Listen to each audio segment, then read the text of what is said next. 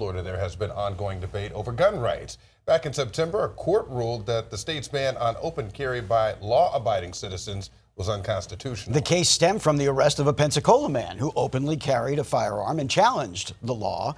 In an interview that you'll see only on 10 Tampa Bay News, our Jennifer Titus speaks with the man behind that ruling and the case that changed Florida law.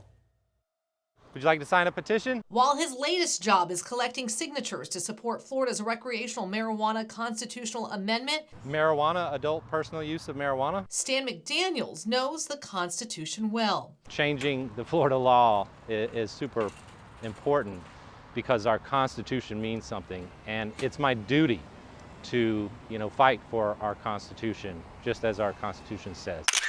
This photo shows McDaniels July 4th, 2022, standing on the steps of the courthouse in downtown Pensacola, open carrying a firearm he lawfully possessed. Pensacola police approached him, removed the weapon, and days later he turned himself in after learning there was a warrant for his arrest. Almost my whole life, since 1987, open carry has been banned in the state of Florida, and it's been unconstitutional the whole time. I spent overnight in jail to go to my first appearance the next morning, and they reduced my bond from $1,000 to $500. After posting bail, McDaniels continued his legal fight. It would take more than 3 years, but an appeals court agreed, ruling Florida's ban on open carry unconstitutional, vacating McDaniels' conviction and reversing his sentence.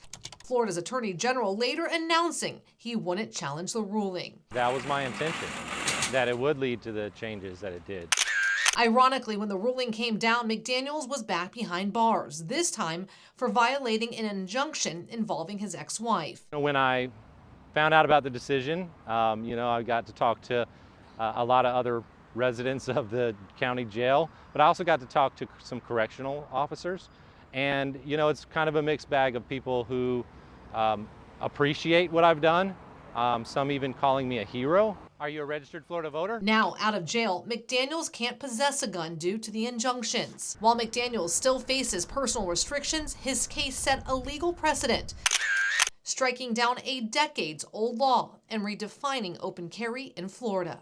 They're free to exercise their Second Amendment right, and that is how it always should have been.